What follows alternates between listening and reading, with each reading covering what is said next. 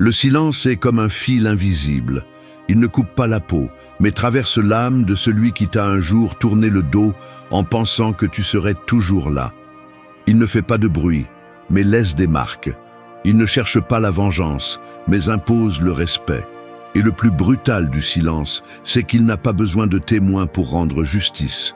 Il a juste besoin que toi, fatigué d'expliquer l'inexplicable, décides de garder ta voix et commence à retrouver ta valeur en paix. Quand tu as tout donné, quand tes paroles ont été ignorées, tes émotions manipulées et ta présence minimisée, il arrive un point où le silence devient plus sage que n'importe quelle explication. Parler ne sert plus à rien. Insister ne fait que te briser davantage, alors tu te tais. Et cet acte, que beaucoup confondent avec la faiblesse, est en réalité ton premier acte de pouvoir. Ici, nous ne sommes pas venus te dire d'être fort avec de jolies phrases. Nous sommes venus te rappeler que le silence est aussi une décision de haut niveau, que choisir de ne pas réagir n'est pas se rendre, c'est se maîtriser. Et que celui qui ne t'a pas respecté quand tu parlais sera obligé de se confronter à lui-même quand il ne t'entendra plus. Cette vidéo est pour toi, qui t'es senti vide après avoir mendié de l'attention, qui t'est demandé ce que tu devais faire de plus pour être valorisé. Aujourd'hui, nous n'allons pas chercher des réponses chez les autres. Aujourd'hui, nous allons te donner des outils pour transformer ta blessure en force, à travers le silence, à travers le contrôle, à travers le respect de soi. Reste jusqu'à la fin.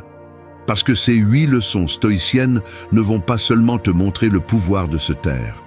Elles vont t'apprendre à marcher la tête haute, sans avoir besoin de t'expliquer, sans chercher la vengeance, et avec la clarté que ta dignité n'est plus en jeu. À partir de maintenant, chaque silence sera un acte d'amour-propre. 1. Le silence révèle les vérités cachées derrière les mots. Il y a des personnes qui ne montrent leur vrai visage que lorsqu'elles n'ont plus personne à qui mentir. Et cela se produit lorsque tu décides de te taire. Non pas comme punition, mais comme réponse. Parce qu'il y a des moments où continuer à parler, c'est comme continuer à nourrir un prédateur en espérant qu'un jour il te fera preuve de compassion.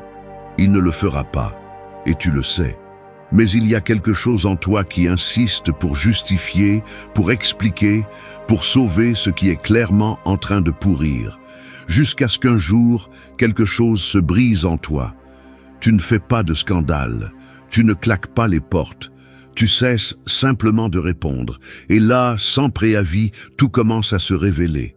Le silence ne s'impose pas avec des cris, il se construit avec des décisions.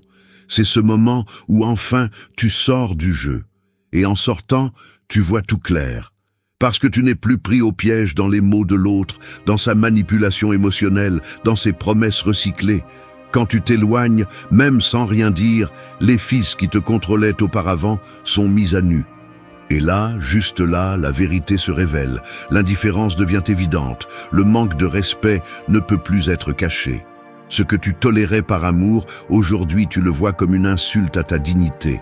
Le stoïcisme ne consiste pas à endurer. Il s'agit de discerner. Et quand tu choisis de te taire, tu n'es pas faible. Tu pratiques la clarté. Tu entraînes ton esprit à ne pas réagir impulsivement, à ne pas répondre par nécessité, à ne pas donner ton énergie à celui qui ne sait pas quoi en faire. Le silence, entre les mains de quelqu'un qui a été blessé, peut être l'outil le plus puissant pour découvrir qui était réel et qui ne restait que parce que tu ne lâchais pas. Quand tu n'es plus disponible pour le mensonge, quand tu ne participes plus au même théâtre, l'authentique et le faux se séparent d'eux-mêmes. Tu n'as plus besoin de te battre. Le temps, ta distance, ton silence font ce travail. Et il n'y a rien de plus fort que de voir comment celui qui jouait avec toi commence à s'effondrer parce qu'il ne peut plus te manipuler. Parce que c'est ce qui brise ceux qui manipulent, ton calme, ta froideur, ton silence rempli de conscience. Celui qui a l'habitude de te contrôler avec des mots se désespère quand il n'a plus où s'ancrer. Et alors, il commence à tomber dans les contradictions, à montrer sa culpabilité, à porter tout ce qu'il te forçait à porter auparavant. Et toi, tu observes simplement, non par orgueil, par clarté, par respect de soi. Parce qu'à la fin, Quand tu fermes enfin la bouche, tu ouvres les yeux. Et dans cet acte, dans ce geste invisible, tu comprends que tu n'as jamais eu besoin d'une discussion pour prouver ton point de vue. Tu avais juste besoin d'arrêter de parler et de commencer à te voir avec la dignité que tu as toujours méritée. C'est là que commence ta transformation. Non pas dans les mots que tu as avalés, mais dans la vérité que le silence t'a permis de voir. Et cette vérité, même si elle fait mal, te libère. 2. La patience dans le silence est la clé pour gagner la bataille émotionnelle. Un chasseur qui tire sans viser gaspille sa seule balle. Sur le terrain émotionnel, cela revient à réagir sans réfléchir, à parler impulsivement, à se battre par habitude. Mais celui qui apprend à attendre, celui qui observe depuis le silence, celui qui ne se précipite pas au premier mouvement, c'est celui qui gagne. Non pas parce qu'il frappe plus fort, mais parce qu'il frappe au moment précis, quand il n'a plus besoin de le faire. La véritable force ne réside pas dans l'attaque, mais dans le contrôle de soi lorsque tout en vous crie de le faire. Quand quelqu'un vous ignore, vous manipule ou vous fait sentir invisible, ce qu'il désire le plus, c'est que vous continuiez à parler, que vous continuiez à vous battre, que vous continuiez à supplier. Parce que tant que vous réagissez, il garde le contrôle. Ce qu'il ne supporte pas, c'est votre pause, votre absence, votre silence chargé de dignité. Parce que c'est là que le pouvoir change de main. Vous n'êtes plus disponible pour nourrir leur ego, ni pour maintenir une relation qui ne se maintenait que par vos efforts. Lorsque vous décidez de vous taire avec conscience, avec tempérance, avec patience, vous brisez le cycle. Et cela fait plus mal que n'importe quel mot. La patience dans le silence n'est pas une attente passive, c'est un acte conscient de guerre froide. Pendant que vous vous taisez, l'autre s'impatiente. Pendant que vous vous retirez, l'autre se débat dans sa propre culpabilité. Pendant que vous n'expliquez plus rien, il commence à se poser toutes les questions. C'est ce qu'on ne vous dit pas. Celui qui agit sur l'impulsion s'expose, mais celui qui agit avec calme se protège. Vous n'avez pas besoin d'être froid, vous avez besoin d'être ferme. Il ne s'agit pas d'ignorer vos émotions, mais de les utiliser à votre avantage. De ne pas permettre à l'autre de les utiliser pour vous contrôler. Pratiquer cela est brutal. Parce que le silence n'a pas d'applaudissements, il n'a pas de témoins. Personne ne voit la bataille que vous menez à l'intérieur lorsque vous choisissez de ne pas répondre à un message, de ne pas chercher une explication, de ne pas tomber dans le jeu habituel. Mais c'est là que le caractère se forge, dans ce que vous décidez de ne pas faire, dans ce que vous décidez d'attendre, dans ce que vous choisissez de lâcher. Et pendant que l'autre attend votre réaction, vous construisez un mur qui ne s'effondre plus avec des promesses vides. Le stoïcisme le rend clair. Se gouverner soi-même est le plus grand pouvoir. Vous ne pouvez pas contrôler l'autre, mais vous pouvez décider de ne pas vous livrer à son chaos. Vous pouvez être celui qui n'a pas besoin de réagir, parce qu'il comprend que le véritable respect commence par soi-même. Et lorsque vous vous respectez, vous apprenez à tenir le silence comme une épée invisible. Une qui n'attaque pas, mais qui ne permet pas non plus d'être attaquée. Il ne s'agit pas de vengeance, il s'agit de dignité. De ne pas vous abaisser pour quelqu'un qui a déjà clairement indiqué qu'il ne compte pas vous relever. De laisser le vide que vous remplissiez autrefois devenir le châtiment que vous n'avez jamais eu à imposer. Parce que la patience dans le silence est lente, oui, mais elle est sûre. Et lorsque l'autre se rend compte que vous ne reviendrez pas, il sera trop tard. Mais vous ne serez pas en attente, vous serez en train d'avancer. Alors, ne répondez pas impulsivement. Ne cherchez pas de clôture là où il n'y a que des portes brisées. Restez tranquille. Taisez-vous avec conscience. Attendez comme celui qui sait que le temps met tout en place. Parce que si quelqu'un mérite une leçon, ce ne sera pas avec vos mots, ce sera avec votre absence. Et si quelqu'un mérite votre paix, il n'aura pas à vous la demander, il saura la construire avec vous. En attendant, vous attendez, non pas par faiblesse, par maîtrise. 3.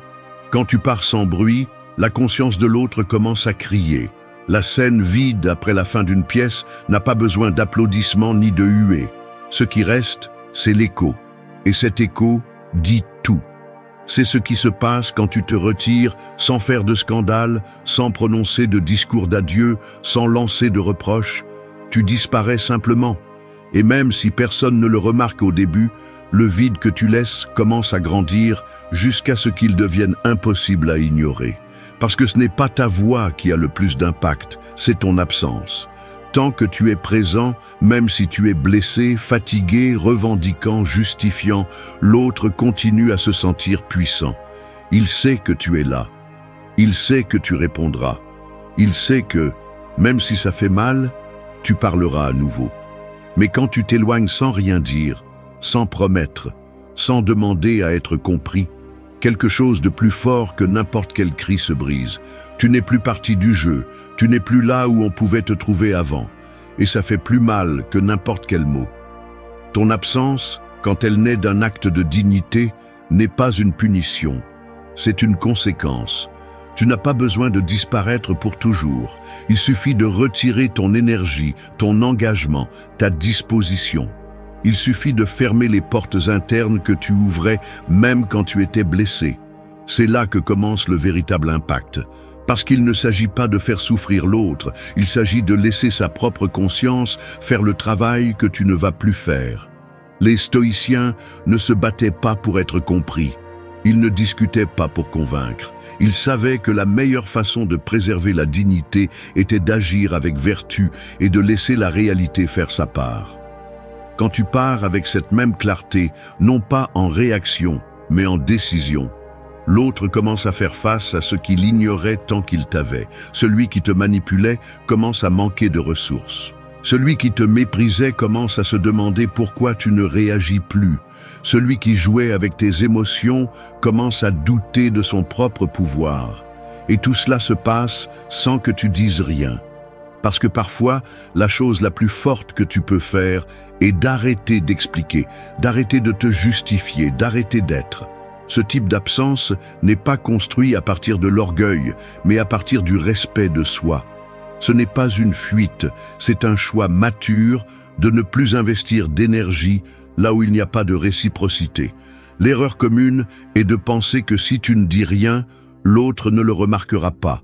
Mais celui qui a eu accès à toi une fois remarque tout. Il remarque quand tu n'es plus là. Il remarque quand tu n'écris plus. Il remarque quand tu ne demandes plus comment il va. Et là, dans ce silence, apparaît le véritable message. Tu ne vas plus t'épuiser pour quelqu'un qui ne savait pas t'apprécier. L'absence transforme quand elle est maintenue avec fermeté. Elle ne nécessite pas de blocage ni d'indifférence forcée. Elle nécessite seulement de la cohérence. Que ce que tu dis mériter se reflète dans ce que tu es prêt à tolérer. Que ta tranquillité soit plus puissante que leur provocation et que l'amour-propre que tu cultives ne soit pas négocié pour un moment de faiblesse. Alors, ne sous-estime pas le pouvoir de t'éloigner sans crier. Parfois, celui qui part en silence laisse une présence plus forte que celui qui reste à supplier. Parce que l'écho de ton absence bien prise est le maître que l'autre n'a jamais voulu écouter. Et toi, finalement, tu arrêtes d'enseigner à partir de la douleur et tu commences à guérir à distance. C'est la véritable transformation. C'est la voie du silence. 4. Le regret ne prévient pas, il ne frappe que lorsque tu n'es plus là. Les tempêtes les plus destructrices n'arrivent pas avec un avertissement. Elles se forment en silence, s'accumulent dans l'invisible, et lorsqu'elles frappent, il est déjà trop tard pour se mettre à l'abri. Il en va de même pour le regret. Il n'apparaît pas lorsque tu te plains, ni lorsque tu demandes des explications, ni lorsque tu t'épuises à essayer de faire comprendre à l'autre. Le vrai regret apparaît lorsque tu n'es plus là, lorsque tout ce que tu as donné n'est plus disponible, lorsque l'accès à toi est fermé et que le silence a rempli l'endroit où il y avait auparavant une présence, de l'attention et du dévouement. L'erreur de beaucoup est de croire que le regret peut être forcé, que si tu fais assez de bruit, si tu exposes ce qui t'a blessé, si tu montres ce que tu vaux, l'autre se rendra compte. Mais cela ne génère que plus d'usure et moins de respect. La vérité est que celui qui ne valorise pas ce qu'il a quand il l'a, ne le fera pas à travers tes paroles. Il le fera à cause de l'absence qui le laisse sans excuse. à cause du silence qui le force à affronter ce qu'il a perdu sans personne pour le lui rappeler. Ce processus n'est pas immédiat. Parfois, il faut des semaines, parfois des mois, voire des années. Car au début, l'autre est confiant. Il pense que tu peux revenir, que tu es simplement contrarié, que tout s'arrangera ensuite. Mais lorsque le temps passe et qu'il remarque que tu ne reviens pas, que tu n'es plus disponible, qu'il n'y a pas de message en attente de réponse, ni d'excuses demandant à être entendu, la conscience commence à brûler. Et ce feu, personne ne peut l'éteindre. Parce que ce n'est plus de ta faute, c'est la conséquence directe de ces actes. Le stoïcisme enseigne que tu ne peux pas contrôler quand ou comment les autres apprennent leurs leçons. La seule chose que tu peux contrôler est ta propre réponse, ton propre processus. Et lorsque tu décides de partir, tu ne le fais pas en espérant qu'il se repente. Tu le fais parce que tu as déjà compris que rester là était continuer à te trahir. Que si tu attendais que l'autre change, tu continuerais à te perdre toi-même. Alors, tu choisis de te retirer, sans drame, sans menace, tu pars simplement. Et cela, bien que cela semble simple, est le début de la fin pour celui qui pensait que tu serais toujours là. Le regret frappe fort, parce qu'il arrive quand il n'y a plus rien à faire, quand le mal est déjà fait, quand il n'y a plus personne pour écouter. Et cela, aussi bien qu'il le cache, fait mal. Parce que l'être humain ne valorise pas à partir de la présence, mais à partir de la perte. C'est pourquoi ton départ silencieux pèse plus que 1000 explications. Parce que tu n'as pas donné l'occasion de négocier, parce que tu n'as pas prévenu, parce que tu n'as pas supplié. Tu as simplement agi. Et c'est cela qui fait la différence. Tu n'as pas besoin de vengeance. Tu n'as pas besoin que l'autre souffre comme tu as souffert. Tu as juste besoin de paix. Et cette paix arrive lorsque tu arrêtes d'attendre quelque chose de l'autre. Lorsque tu te rends compte que le regret, s'il arrive, n'est plus de ta responsabilité. C'est son processus, sa conscience, sa conséquence. Et pendant que cela se produit en lui, tu continues d'avancer, plus libre, plus fort, plus toi. Ne cherche pas à clore l'histoire avec des mots. Ferme-la avec dignité, avec des décisions fermes, avec le genre de silence qui dérange parce qu'il est vrai, parce qu'il laisse clair que ce qui a été perdu ne reviendra pas. Et que ce que tu es en train de construire maintenant n'a pas besoin de témoins, il a juste besoin de cohérence. Le regret arrive tard, mais quand il arrive, il secoue. Et tu n'es plus là pour le soutenir. Et cela, même s'ils ne le disent pas, les marque pour toujours. 5. Chaque fois que tu réponds, tu lui redonnes le pouvoir. Une marionnette ne bouge pas seule, elle a besoin que quelqu'un tire les ficelles. Mais elle a aussi besoin que quelqu'un permette à ses ficelles de rester connectées. Dans de nombreuses relations, tu deviens cette base silencieuse qui soutient le contrôle de l'autre. Et le plus dur à accepter, c'est que bien souvent, ce n'est pas l'autre qui te manipule habilement, mais toi qui, par peur de lâcher prise, maintiens vivant ce lien. Chaque fois que tu réponds à un message qui ne le mérite pas, chaque fois que tu donnes des explications à quelqu'un qui a déjà décidé de ne pas t'écouter, chaque fois que tu réponds à partir de l'émotion sans filtre, tu donnes du pouvoir. Un pouvoir qui non seulement épuise, mais qui renforce l'idée que l'autre peut continuer à avoir accès à toi sans aucune conséquence. Quand tu comprends cela, tout change.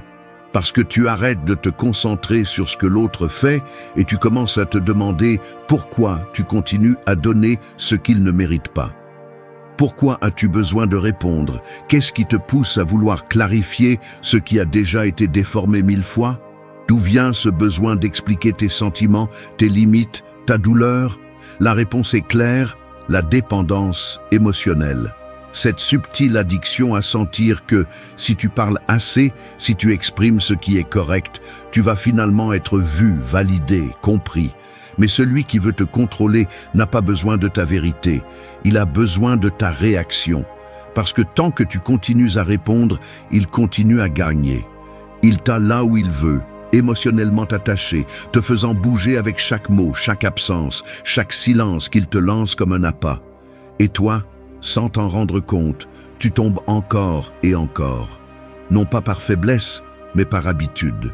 Parce que le corps s'habitue à lutter là où il n'y a plus de guerre, à se battre là où tout est déjà perdu, à rester accroché là où il n'y a plus rien à soutenir. Le silence, à ce stade, n'est pas seulement une réponse mature, c'est une interruption du cycle.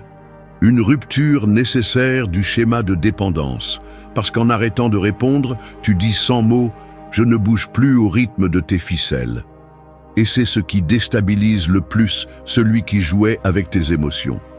Parce qu'il perd le contrôle, parce qu'il ne te comprend plus, parce qu'il perd l'accès à cette partie de toi qu'il contrôlait auparavant avec une seule phrase. La pratique stoïcienne ne cherche pas à créer de la distance par orgueil, mais par clarté. Le sage ne répond pas au chaos. Le sage ne se défend pas de chaque attaque, ne justifie pas chaque décision. Le sage se tait non pas par manque d'arguments, mais parce qu'il comprend que tout ne mérite pas son énergie. Tu peux aussi le faire. Tu peux couper les ficelles sans prévenir. Tu peux laisser l'autre seul sur sa scène vide, attendant une réaction qui ne viendra jamais. Et là, dans cette absence de réponse, commence ta liberté. Parce que tu n'agis plus pour convaincre personne, mais pour retrouver ton centre. Tu ne te bats plus pour maintenir une connexion qui ne te consomme que. Tu choisis de te séparer émotionnellement, même si l'autre continue à provoquer. Tu laisses l'autre faire face à son propre vide, à sa propre culpabilité, à sa propre solitude. Et pendant ce temps, tu commences à guérir. Non pas à partir de la colère, mais à partir de la décision consciente de ne pas vivre piégé dans une relation basée sur les réactions. Chaque fois que tu choisis le silence, tu dis « Je n'ai plus besoin de te convaincre. Je n'ai plus besoin que tu me comprennes. Je n'ai plus besoin de répéter ce que tu as choisi d'ignorer. » Et cela, même si cela ne semble pas évident, est l'une des formes les plus claires d'amour de soi. Parce qu'il ne s'agit plus de gagner la conversation, mais de gagner ta paix. Et cette paix commence lorsque tu choisis de ne pas répondre à celui qui ne cherche qu'à te maintenir piégé. 6. La force intérieure nécessaire pour maintenir le silence discipliné. Rester debout sous une pluie constante, sans courir, sans se couvrir, demande plus que de la résistance physique. Cela demande du calme, de la clarté, de la maîtrise. Il en va de même pour le silence, lorsque vous le maintenez en toute conscience. Il ne s'agit pas de garder des mots, il s'agit de maintenir une décision interne qui va à l'encontre de toutes les impulsions qui crient en vous. Parce que le silence discipliné fait mal, mais il forge. Il ne s'agit pas de se taire par orgueil, il s'agit de rester en paix avec soi-même, même lorsque la tempête émotionnelle cherche à vous ramener en arrière. Après avoir été ignoré ou manipulé, la réaction naturelle est de chercher une réaction. Le corps demande à parler, le cœur veut se soulager, l'esprit insiste sur le fait que vous avez besoin de clore des cycles avec des explications. Mais lorsque vous décidez de ne pas le faire, non pas parce que vous n'avez rien à dire, mais parce que vous savez que dire ne changera rien, vous entrez à un autre niveau. Un niveau où seuls ceux qui se choisissent eux-mêmes restent. Parce que le plus difficile n'est pas de se taire un jour, c'est de ne pas rompre votre silence lorsque tout en vous demande à le rompre. Maintenir ce silence, c'est comme regarder une porte ouverte que vous pourriez franchir à tout moment. Mais vous choisissez de ne pas le faire, parce que vous savez ce qui se trouve de l'autre côté, plus de la même chose, les mêmes promesses, les mêmes vides, les mêmes excuses déguisées en affection. Alors vous respirez, vous serrez les dents de l'intérieur et vous restez ferme. Cet acte, bien qu'il semble invisible, est une démonstration de force émotionnelle que très peu comprennent. Mais vous, oui, vous savez ce que cela signifie de ne pas tomber. Le stoïcisme ne parle pas de froideur, il parle de tempérance, de cet équilibre entre émotion et raison qui vous permet de résister à l'envie de rompre votre propre cohérence pour un moment de faux réconfort. Ce n'est pas facile, bien sûr que non. Le silence discipliné n'est pas confortable, mais il est digne. Il vous oblige à vous confronter à vous-même, à vous soutenir lorsque personne ne le remarque, à vous respecter même lorsque personne ne vous applaudit. Et c'est là que commence votre véritable croissance. Beaucoup confondent ce type de silence avec l'indifférence, mais ils sont loin de le comprendre. Celui qui se tait par contrôle ne fuit pas, il choisit. il trace une ligne. Il dit, sans mots, qu'il ne se donnera plus à celui qui n'a pas su prendre soin de ce qu'il avait. Et cette fermeté, avec le temps, transforme tout. Parce que l'autre ressent cette déconnexion, non pas par rancune, mais par discipline, non pas par orgueil, mais par auto-soin. Chaque minute que vous maintenez le silence, alors que vous savez que vous pourriez le rompre, vous construisez quelque chose en vous. Confiance, clarté, direction. Vous n'attendez pas que l'autre s'en rende compte, vous n'avez pas besoin qu'il comprenne. Vous avez déjà compris. Et cela suffit, parce que si quelqu'un vous cherche seulement quand cela lui convient, ce dont il a besoin n'est pas votre voix, c'est votre absence. Et vous la lui donnez, non pas comme une punition, mais comme une clôture. Le silence maintenu avec force n'exige pas de réponse, il exige seulement de la cohérence. Et lorsque vous choisissez cette cohérence au-dessus de l'impulsion, vous vous élevez, vous vous fortifiez, vous vous purifiez de toute dépendance émotionnelle qui vous liait auparavant. Vous ne répondez plus par nécessité, vous ne parlez plus par peur, vous ne rompez plus le silence par anxiété. Vous le maintenez parce que ce silence est votre espace sacré, votre bouclier invisible, votre territoire récupéré. Et celui qui ne le comprend pas ne mérite pas de le franchir. 7. Le silence ne se maintient que lorsque tu es ferme. Un pont suspendu ne vacille pas à cause du vent, mais à cause de celui qui le traverse, sans avoir confiance en ses propres pas. C'est ainsi avec le silence lorsque tu n'es pas ferme en toi. Au lieu d'être une décision consciente, il devient une prison interne où les doutes te dévorent de l'intérieur. Mais lorsque tu te connais, lorsque tu sais ce que tu vaux, lorsque tu as la certitude de pourquoi tu te tais, le silence cesse d'être une tension et devient un équilibre. Il ne te renverse pas, il te soutient. Le problème est que souvent, il ne s'agit pas de l'autre, mais de toi. Tu peux décider de ne pas répondre, de ne pas chercher, de ne pas retomber dans la même chose. Mais si tu n'es pas clair sur qui tu es et pourquoi tu fais ce que tu fais, le moindre signe te secoue. Il suffit que l'autre réapparaisse, qu'il dise ce que tu espérais entendre auparavant, pour que tu brises à nouveau ta décision. Et ce n'est pas par amour, mais par manque de confiance en toi, parce que tu ne t'es pas cru assez fort pour rester ferme. Parce que tu n'as pas eu confiance en toi, que ta valeur ne se négocie pas avec des excuses tardives. L'esprit commence à jouer avec toi. Et s'il le pensait vraiment? Et si cette fois il a changé? Et si je manque quelque chose par orgueil? Mais ces questions ne viennent pas du présent. Elles viennent de tes vides non résolus, de tes blessures ouvertes, de ces parties de toi qui cherchent encore une validation externe pour se sentir complète. Et c'est là que le silence devient une épreuve. Parce qu'il ne suffit pas de décider de se taire. Tu dois maintenir cette décision même lorsque les doutes te respirent dans la nuque. Les stoïciens le savaient. Sans connaissance de soi, il n'y a pas de maîtrise. Sans clarté interne, tout ce qui est externe t'entraîne.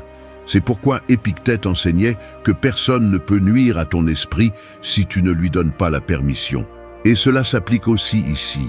Si tu décides de rester silencieux, ce n'est pas pour punir quelqu'un, c'est pour te protéger, pour te respecter, pour ne pas briser ton équilibre pour une émotion momentanée. Et ce respect commence lorsque tu as confiance en toi, même si personne d'autre ne le comprend. Au début, c'est difficile. Les doutes ne disparaissent pas immédiatement. L'anxiété te rend visite, l'insécurité frappe à la porte. Mais chaque fois que tu choisis de ne pas répondre, de ne pas revenir, de ne pas céder, quelque chose en toi se renforce. Et ce quelque chose s'appelle confiance. Elle ne se construit pas en un jour, elle se construit chaque fois que tu fais ce que tu sais être juste, même quand il serait plus facile de retomber, même quand tu te demandes si tu te trompes. Ton silence n'a pas besoin de garantie, il n'a pas besoin de savoir si l'autre regrette, s'il pense revenir, s'il te manque.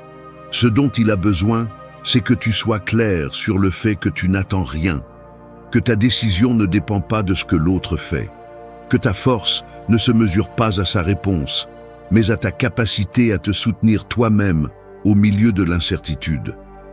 Avoir confiance en toi, ce n'est pas te croire parfait. C'est savoir que ce que tu as fait, Ce que tu as donné, ce que tu as choisi, c'était avec honnêteté. Et si l'autre n'a pas su le voir, ce n'est plus ton fardeau. Parce que si aujourd'hui tu doutes, mais que tu choisis quand même de rester ferme, tu n'agis plus à partir de l'émotion, tu agis à partir de ton centre. Et c'est le genre de confiance qui n'a pas besoin d'explication. Celui qui n'a pas confiance en lui a besoin de bruit, de preuves, de certitude. Mais celui qui s'est déjà choisi n'a pas besoin de convaincre personne. Il a juste besoin de rester debout, même en silence, sachant que sa paix n'est pas mise en jeu par une promesse qui ne vaut plus rien. Parce que lorsque tu as confiance en toi, le silence ne t'affaiblit pas, il te libère. 8. La patience consciente est ton plus grand allié. Vouloir des résultats immédiats dans un processus profond est comme semer une graine le matin et exiger de la voir fleurir le soir. C'est à ce point ridicule que nous devenons lorsque nous ne comprenons pas le rythme naturel des choses. Et non, il ne s'agit pas de te résigner ou de te justifier avec des excuses. Il s'agit de comprendre que ce qui est vraiment précieux ne se produit pas sous pression, mais avec constance. Qu'une transformation interne, une vie cohérente, un esprit calme ne naissent pas à la hâte. Ils se forgent avec patience. Et pas n'importe quelle patience, une qui est consciente, active, attentive. Une qui avance, qui ne dort pas. Une qui attend, mais en construisant. L'impatience te trompe. Elle te murmure que tu es en retard, que tu devrais déjà être ailleurs, que les autres réussissent avant toi. Et toi, si tu n'es pas éveillé, tu la crois. Tu commences à agir par l'anxiété, à prendre des décisions par peur, à saboter des processus qui commençaient à peine à prendre racine. L'impatience ne te rend pas plus productif, elle te rend plus instable. Parce que vivre dans la précipitation, c'est vivre sans concentration. Et quand tu perds la concentration, tu perds la direction. Les stoïciens ont enseigné qu'il y a un temps pour chaque chose et que vouloir forcer les cycles ne fait que générer de la souffrance. Marc Aurèle disait que tout ce qui arrive fait partie d'un ordre supérieur. Et si cet ordre ne correspond pas à tes attentes, le problème n'est pas l'ordre, c'est ton attente. Tu peux avoir des objectifs, tu peux avoir de l'urgence, tu peux avoir du désir, mais rien de tout cela ne doit écraser ta capacité à faire confiance au processus. Parce que ce qui prend du temps, si c'est authentique, sème des racines plus fortes. Et tu ne veux pas quelque chose qui arrive vite, tu veux quelque chose qui dure, qui soit réel, qui te transforme. Pour cela, tu as besoin de patience, mais pas une qui attend les bras croisés. Une qui attend en agissant, qui avance sans désespérer, qui comprend que le temps n'est pas un ennemi, mais fait partie du maître. La neuroscience soutient cela aussi. La capacité à différer la récompense, à soutenir l'effort sans résultats immédiats, est l'un des plus grands signes d'intelligence émotionnelle. Et c'est aussi ce qui sépare ceux qui réalisent des changements durables de ceux qui abandonnent au premier obstacle. Parce que n'importe qui peut commencer avec enthousiasme. Le difficile est de persévérer quand il n'y a pas d'applaudissements, quand il n'y a pas de résultats, quand il semble que rien ne fonctionne. Mais c'est là que se construit le réel. Pas quand tout brille, mais quand tu décides de continuer même dans le silence. Et il ne s'agit pas d'attendre pour attendre. Il s'agit d'agir sans l'anxiété que tout doit se passer maintenant. Il s'agit de faire confiance en ce que tu fais, ce qui est correct, et que si ce n'est pas visible aujourd'hui, ce le sera demain. Il s'agit de respecter tes propres processus, parce que ta croissance n'a pas à être un spectacle pour personne. C'est quelque chose d'intime, de profond, de puissant. Et si tu le soignes avec patience, il te donnera plus que ce que tu peux imaginer maintenant. Alors, ne désespère pas pour les résultats. Éveille ta patience consciente, une qui observe sans cesser d'avancer, une qui ne se frustre pas parce qu'elle comprend qu'elle sème quelque chose de grand, une qui ne cherche plus de raccourcis parce qu'elle a compris que ce qui vaut la peine nécessite du temps, de la constance et une foi silencieuse qui ne vacille pas. Cette patience ne te retient pas, elle te construit. Elle te transforme en quelqu'un qui non seulement arrive, mais qui arrive fort, complet et en paix. Et cela, à la fin, c'est ce qui compte le plus. Merci d'être resté jusqu'à la fin de la vidéo. Si vous avez tout vu, commentez « Je suis stoïcien » comme notre signe secret, indiquant que vous êtes un véritable apprenant du stoïcisme. N'oubliez pas de vous abonner et de liker la vidéo si elle vous a plu. Rendez-vous dans la prochaine vidéo et rappelez-vous, continuez à cultiver votre esprit stoïque.